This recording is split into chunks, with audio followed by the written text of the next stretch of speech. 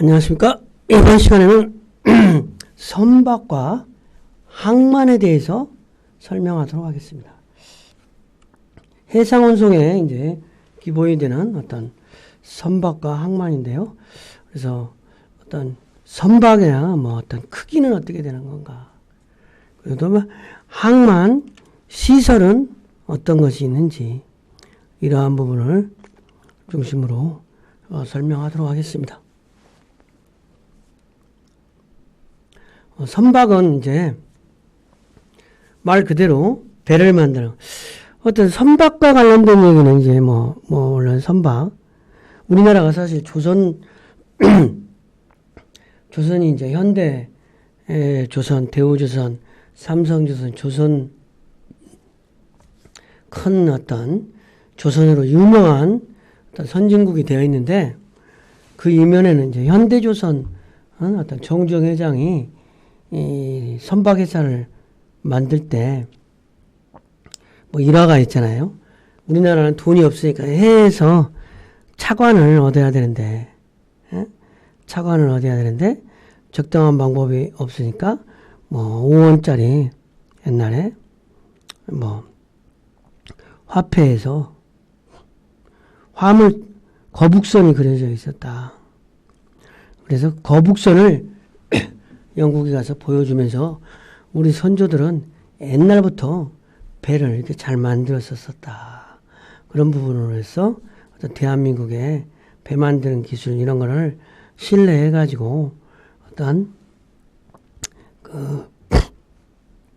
영국에서 차관을 주어서 어떤 선박회사를 만들었다. 이런 일화가 있는데 어쨌든 그만큼 우리는 선박은 우리나라의 어떤 중추적인 산업이 됐습니다. 그래서 선박은 수상에서 사람 또는 화물을 운반하는 데 사용되는 구조로서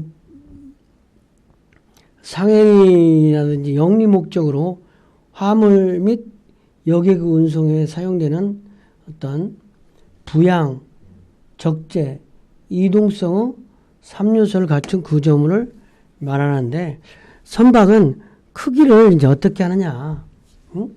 선박의 크기는 이제 그 관세라든지 등록세, 검사 수수료 등의 어떤 부가 기준이 되겠죠. 선박의 크기가. 그래서 선박의 크기를 용적, 어떤 화물을 싣는 용적 톤으로 개념, 중량 톤으로 개념, 이런 게 있는데, 용적 톤에서도 총톤수라는 개념이 있고, 순톤수, 그 다음에 재화 용적. 총톤은 선박의 밀폐된 내부 전체 용적을 나타내는 거다. 그 다음에 순톤수는 상행에 직접 사용되는 장소를 계산하는 것이다. 중량톤은 배수톤수, 그 다음에 재화 중량 통수라는 건데, 배수 톤수는 상선에는 적용이 되고, 구나무 대소를 표시하는 어떤 구나무 크기를 비교할 때는 쓴다는 거죠. 그다음에 재화 중량 통수는 선박의 하기만 제월수선에 상당하는 배수량과 경하 배수량과의 차이로서 선박이 적재할 수 있는 화물의 최대 중량을 여기는 선박의 그 최대 중량을 나타내는 적재 얼마를 실을 수 있느냐 이것도 상당히 의미가 있는 거죠. 재화 중량 톤수라는. 그래서 선박은 어쨌든 톤수로 크기를 구분한다. 이런 부분을 좀 이해하면 돼요. 선박의 국적과 편의치적, 선박의 국적이라는 개념이 있고 편의치적이라는 게 있다. 선박의 국적은 원래 선박의 소유자와 승무원의 결정에 따라서 선박이 어느 나라 배다 이렇게 된다는 거예요. 근데 편의치적이라는 게 있다. 편의치적은 뭐냐면 선박 주인이 속한 국가에서 엄격한 요구 조건이나 부가세가 많으니까 이거를 그 피하기에서 조세조피국의 국적을 취득한 선박을 말하는 거네.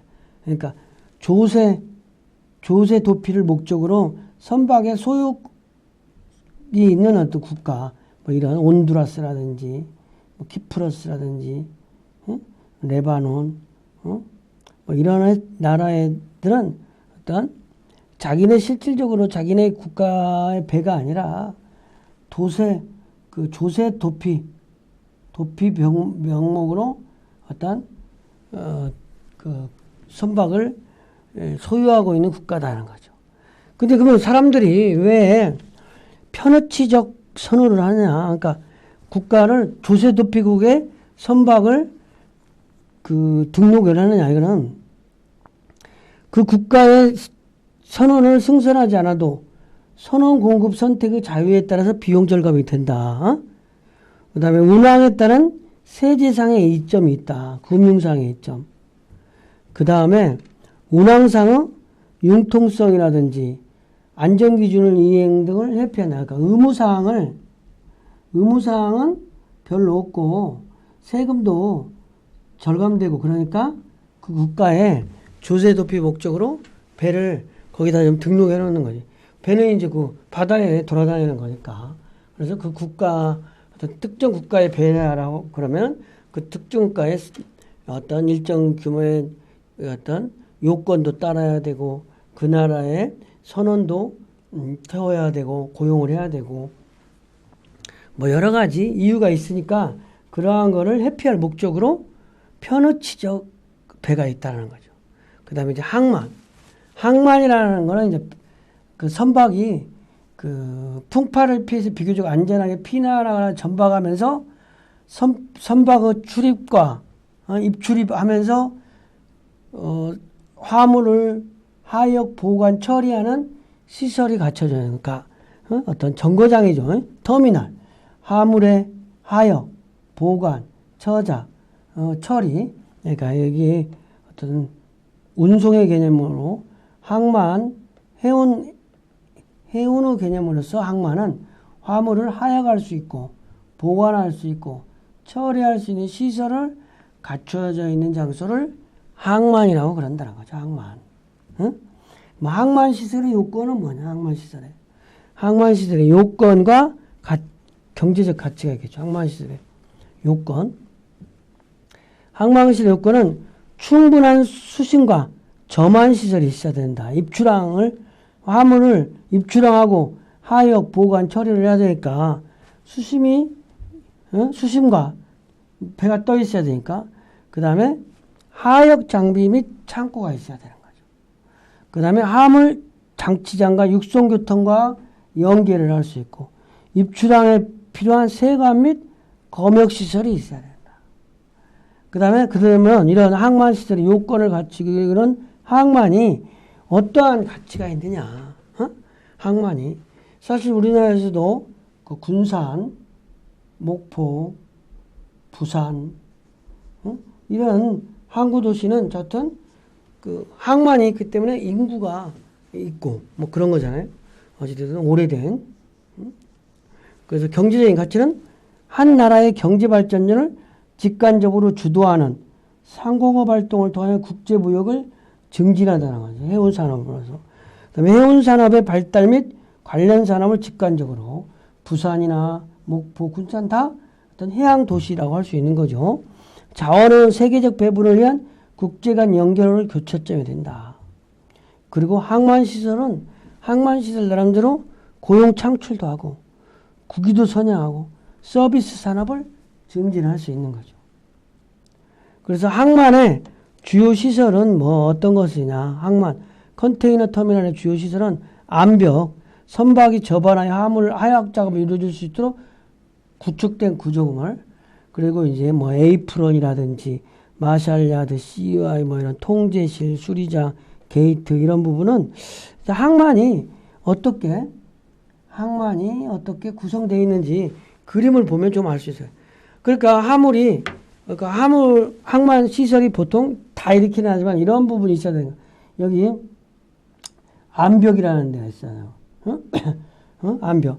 그 다음에 화물이 들어와서 자, 하여튼 화물이 틀어가지고 어찌됐든 여기 배에 선박이 있으면 실을 때까지 암벽과 적양장 뭐 이런 부분이 있고, 그 다음에 컨테이너 야적장, 정비소, 이런 각각 어떤 좀 어떤 뭐랄까 뭐 어떤 화물을 보관, 하역, 적재, 뭐랄까 보관, 하역, 적재할 수 있는 어떤 공간으로서 항만시설은 이런 부분이 있다는 거죠. 이렇게 차로도도 직접 간다는 거죠. 그래서 이런 부분을 봤을 때 우리가 항만에 어떤 주요 시설이 있다. 어떤 이게 터미널 같잖아요. 항만도 이거 화물 터미널 역할을 한다고 보면 되는 거죠. 공항 터미널하고 비슷하게 다 관세 업무라든지 이런 것도 다 여기서 이루어지는 거니까. 학습 내용을 정리하면 선박은 원래 선박의 국적은 선박 소유자와 승무원의 국적에 따라 결정되는 것이 일반적인데 요즘 많이 편의 취적을 한다. 편의 취적은 등록세와 어떤 재산세 등의 어떤 이런 거를 그 증대를 위해서 조세 도피국에서 어떤 화무 선주들을 유치하는 거야. 그런데 그 선주들이 도세 도피국으로서 국적을 선박을 거기다 국적을 취득하면 세금을 조금만 내도 된다는 거죠. 그런데 편의 취적을 선호하는 이유가 그 나라의 선원을 승선시키지 않아도 된다. 선원 공급이 자유롭다. 그다음에 세제상의 이점이 있다. 그 다음에 안전기준 및 이행을 회피할 수도 있다는 거죠. 회피. 이게 가장 클 수 있는. 그러니까 이점이 많으니까 편의치적 형태로 배를 보유할 수 있는 거죠. 그리고 항만이라고 하는 것은 선박이 풍파를 회피해서 비교적 안전하게 피난안에 정박할 수 있는 내양인데 선박의 출입, 화물의 하역, 보관, 처리를 위한 갖추어진 장소이다. 항만의 경제적인 가치만 좀 핵심적으로 다시 한번 설명을 하면 항만의 가치는 경제 발전에 주도적으로 상공업 활동의 어떤 역할을 하는 거고 해운 산업 발달 및 관련 산업을 직관적으로 발전시키도록 도움을 주고 자원의 세계적 배분을 위한 국제 간 연결 교차점이 되고 고용 창출, 국위 선양, 서비스 증진 이런 데 역할을 한다는 거죠. 그렇죠? 이번 시간 강의를 마치겠습니다.